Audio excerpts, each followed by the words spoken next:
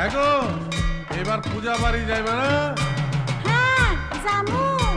তাহলে একটু সাজগোজ করো, লোকে দেখবো। কি দিয়া সাজুন? এইবার কিছুই তো দিলা না। কেমনে দেমু?